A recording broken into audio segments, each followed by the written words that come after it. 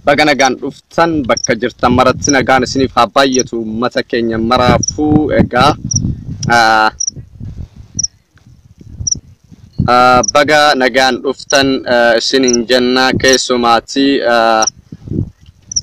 kanneen akka kulloo kanneen akka gandummaa kanneen akka gantuu kanneen akka saree fi hoolaa asirratti dhiyaachuun barbaachisu kanaafuu egaa quuqqaa uummanni keenya keessa jiru hundumtuu ni beeka warra afees ni beeksifna jechuudha warra afees ni beeksifna gantuu fi sareen nafxeenyaa hunda keenya irratti lafa hin dhiittu kanaafuu beekamuudha qaba nuti akka isaanii jaaziyaa yookaan immoo fuula keenya xannee maaksii goonee mul'isnu warroota waa fiduu hin dandeenye akka barbaadan taahaa jiranitti biraan nu ga'a kanaafuu uummanni keenya bal'aadha ijoolleen keenya baktu dammaqxee jirti akka kaleessaadha miti akka kaleessaa gantuu fi kana eenyummaa isaan beenne kan saba isaa bira hin jirre kan lammii isaa bira hin jirre kan quuqama mataa isaatii uummata isaatii hin qabne hin jiru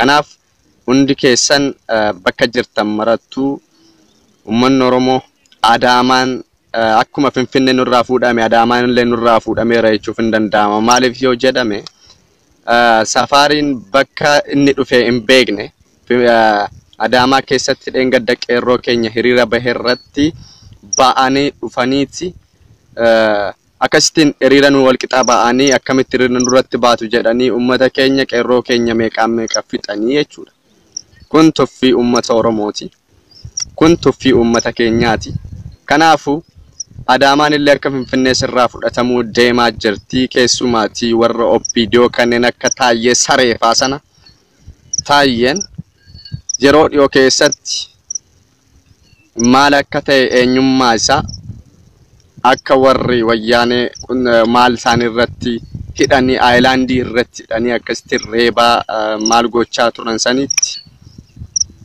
nutis uummanni Oromoos qeerroon Oromoos tarkaanfii akka irratti fudhatamuun shakkamu jechuudha kanaaf barreeffama hin taane waan uummata kakaasu waan uummata burjaajessu gochamaa godhamaatii jira kanaafuu sirni kun ani galuu ittiin fufuu jechuudha isin deema kanaafuu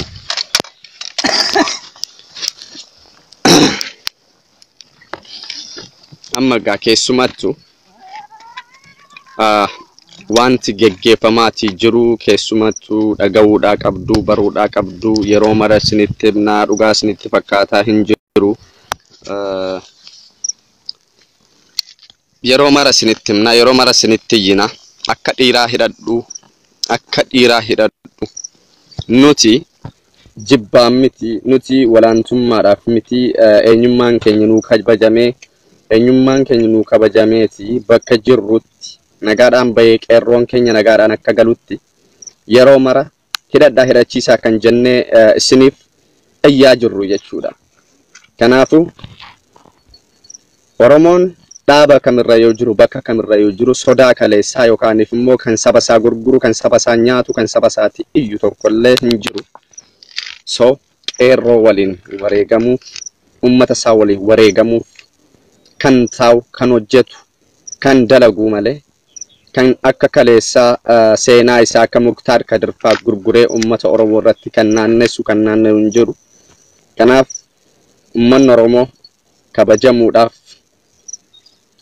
ummanni Oromoo mirga isaa kabachiisuudhaaf kan barbaachisu keessumattuu pilees waraana raayyaa ittisa biyyaa keessa jiru ofirraan ariin kaleessa nu ajjeestettanii fuula hin dhoksina ofitti qabadha kabaja kennaafi bakka jiran marattu dogoggoree hajaja dogoggoraatti laatamee yookaan immoo dalagaa isaatiif jedhe waan hin taane hojjechuuti danda'a so obboleeyyan keenya jedhaati walitti qabaati bakka jiranii taa'ii buna dhugi waliin taphadhu arrotoosin na bilbiltanii yookaan if na waliin naasofne ta'e carraa akkasii argadhee isinirratti yookaan immoo uummata biraallee sabboontummaa isaan kaleessa gurguratan deebisanii akka dhiyaatan hin godhun ture.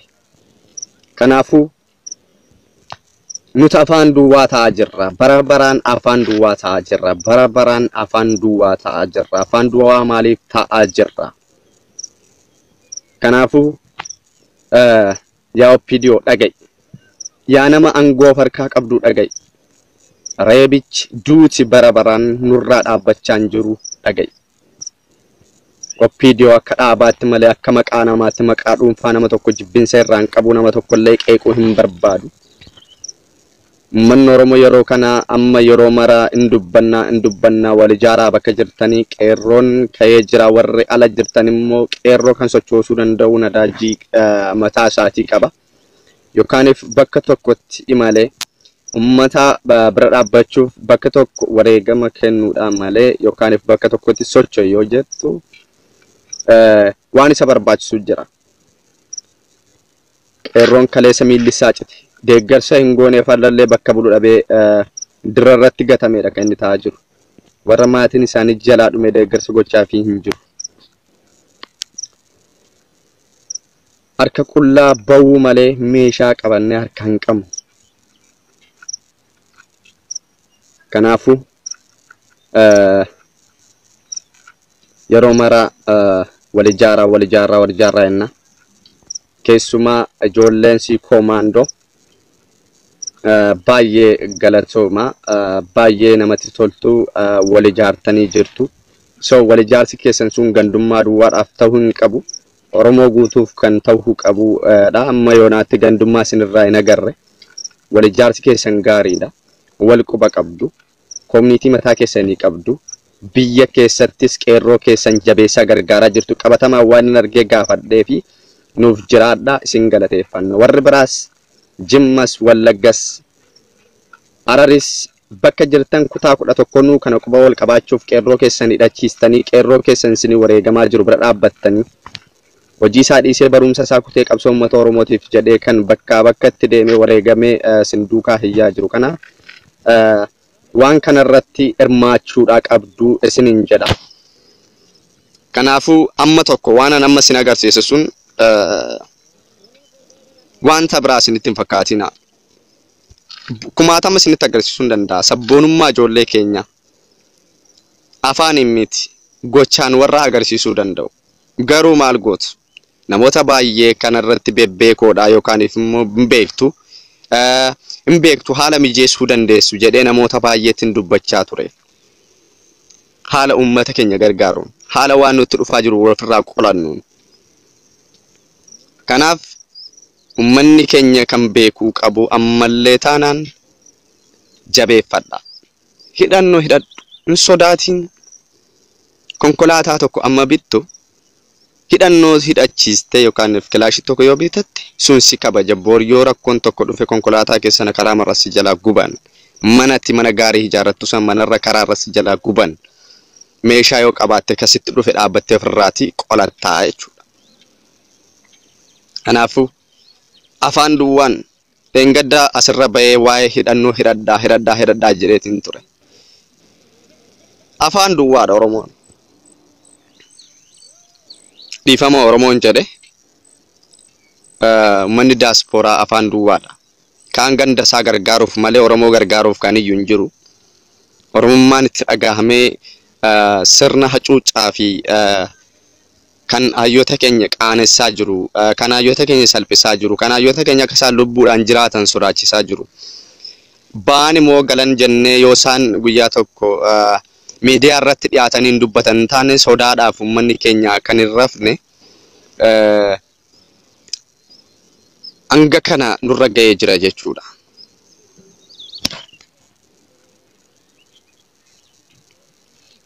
Kanaafi yaa uummata koo dhaamsa guddaa dhaamsa seenaa qabu guyyaa tokko si yaadattu. Ani kanatti taa'amaa jira, kana godhamaa jira, kanatti dhufaa jira isiniin hin jedhu. Akka warra kaanii waan hubatiin waan beekin otoon beekuu liqinfadheen uummata kana uummata konkolaataa gubii kayeetii maal godhi jedheetiin isin hin gorsu. wanta gochuu qabdan hidhannoon barbaachisaadha. Kanumaan isinitti himuu barbaada. So namni yaada qabu tokko seenu sana booda nama lamaan tokko affeerreetiin baha.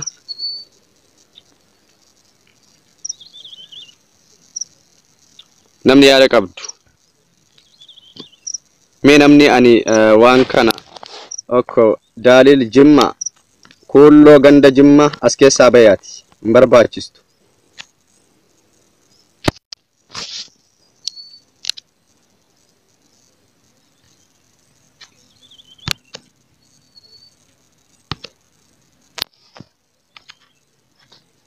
Warra akka kulloo akkasii kulloo keessumaati warri abjuu ganda gashitanii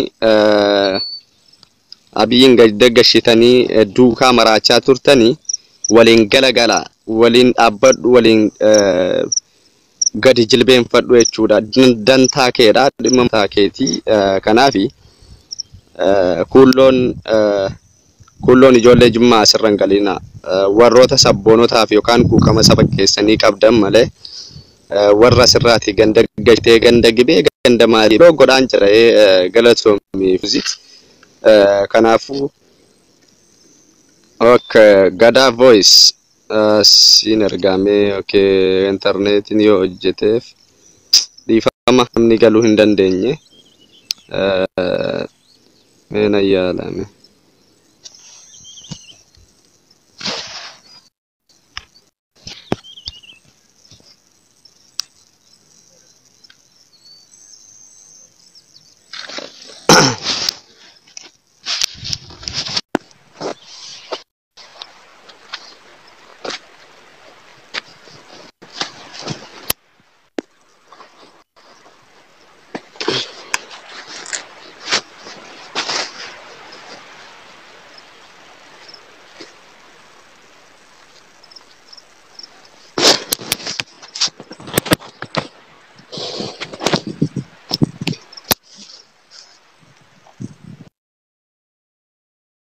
Geetiin ciraa yoo siiseeneef intarneetichi dadhabaadha. Kanaafu keessumaati kulloonni farroonni mataadhaan dhiistanii udduudha. Dhala garbaa, dhala gadadummaa barte, dhala gabrummaa fi harrummaa yookaan ifummaa kaarreetti dhiitamuudhaaf barte asirratti hin dhiyaatin. Kan quuqama sabaa hin qabne abbaan fedhe akkasitti fincaa'u. Kan abbaarraa dhalatte hin beekne asirratti hin dhiyaatin harreen gadadoo nutamma an warree harroonni yookaan immoo udduudha yaadan kun yoo milee dudduuba nu deebisuu hin danda'u dudduubattis hin deebi'anne kaayoo qabsoo kaayoo hin qabne hin jalqabne waan tokko keessaa waa tokko isinitti hima namni Oromoon bakka jiruuti lafa jaraan akkan hojjenne kan godhu uummata isaati. Doyyo yoo siiseeneef okay seenuu hin dandeenye internetiin koo baay'ee dadhabaadha doyyo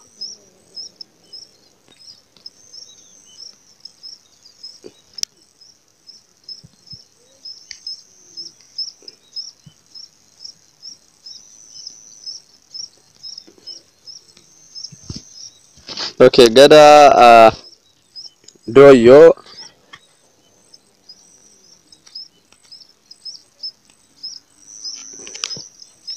okay Gadaa Voice make it send me okay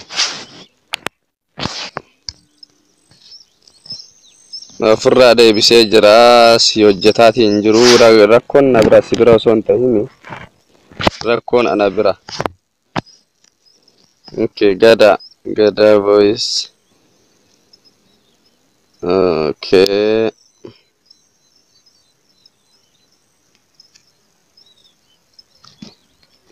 Gada siyaalaatiin jira Gadaa Voicein mee amma yaali yoo si dhufeef yaali okay ofirraa deebisee jira no answer jira okay sensa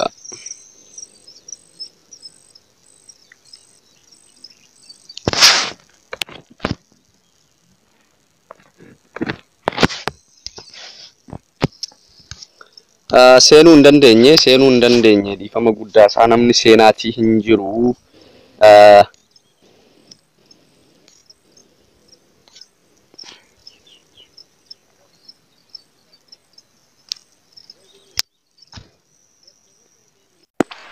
Okay, mee xiinxalaa siyaasaa yoo qabatte si ergeetiin jira. Hello Leenca. Akkam jirta naguma gaggabaabsiiti mee yaada keetti fufiiti connection hin baay'ina rakkisaa waan jiruuf yaada dhageessee yoo jiraatu. Dhugaadha namoota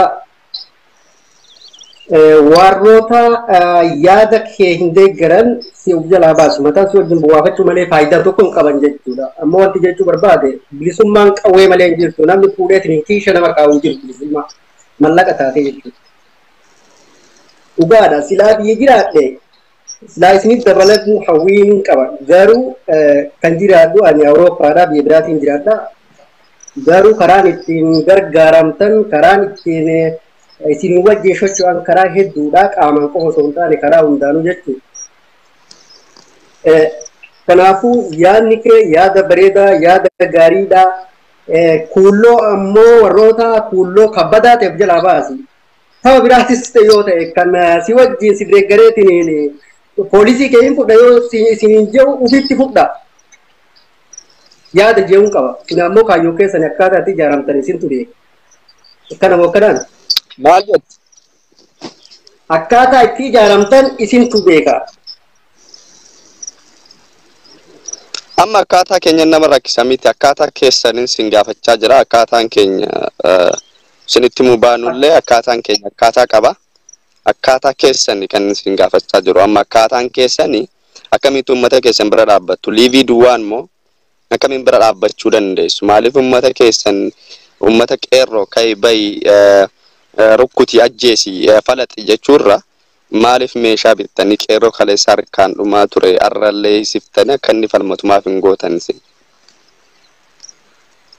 Nuti muni tokkochi adda gogaan dhisuu jira namni yaada dhaben jiru yaada numa qabna garuu ani qawweetti malee ani afaan qawweetitti malee akka mataa kiyyaatitti harka bayi galii dhuumi akkasitti maal ta'isan jechuu kaayyoo akkasiin qabu daran duras dubbadhaa hin ture ammas sanumaan jaani kaayyoo sanumaan qaba hidhannoo malee kan furmaanni hin jiru nama hidhannoo qabutu ofirraa waa deebisuu danda'a. Namni harka qullaa jiruu fi namni ulee harkaa qabu garaagarummaa qaba. Galee anar'aa miti amma ammoo yaada kee qofa argeetiin jechuu qofa osoo hin taane duruma irra ture yaada kana jechuudha. Galee. Yaa. Biyya namaa jiraannullee karaan ittiin wal gargaaran karaa hedduu yaadni yoo wal bira jiraata. Galee. Kanaaf yaadni kee yaada gaariidha. Ani amma peejii kee arge malee kana dura si uyyuun seene amma ammoo akkaataa ati dubbatu dhageenyaani amma meeniin hordofa jeetiniin yoo silaalu ammuma irra jirta. Kanaafuu boruufillee wal duuka deemnaa wal hordofnaa yaada jiruun garuu biyyaan jiru fagoo waan hin ta'eef silaarra isin hawwii qaba silaa isinitti dabalame. Yeroo kanaafuu yaadni kee yaada gaariidha itti fufaa isiniin liivii waraabdee ammoo nama deeggaraa baay'ifachuun hedduudha deeggaraa namni woboo jibben jiru namni woboo balaaleffatu hin jiru namni isin dabalamu hedduudha kumaatama akkanatti ammoo qaamayyoo isin arge jechuudha kanaafuu galatoomii miti woboo miti dhiiroo waa dhageesse yaada waraana poolisii wanna waraana ofirraa qabda ka nuti amma hawwii keenya dubbachuu jirraa hoosee abara Nashi deebiitii ilaaliitii yookaan immoo peejii har'a yoo agarte taate dhiifama kanaaf mee nama biraan seensisaa ilaali hordofii ati haala dhaabbadhu. Woboo tana numa jaalata hawwii qabnu dubbanne ayyee maganaaf biyyo. Egaa.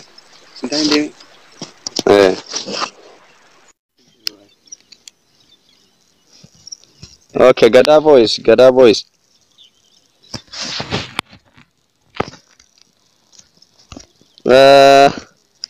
Meer keessa seenteen jirtu Gadaan Gadaan keessa seentee hin jirtu.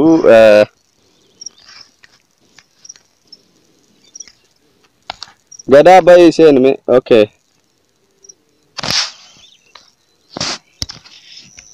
No. Kaasaan jirtu maal akka ta'e hin beeku ofirraa darbataa jira. Kan nama biraa seenaa jira kan kee naa seenaatii hin jiru. Mee dhaabbadhu waan barreessin yeroon si ergaatii sitti maa jiru waan barreessin.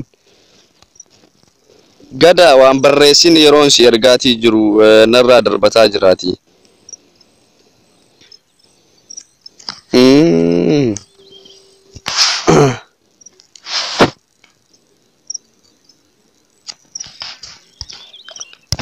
Okay.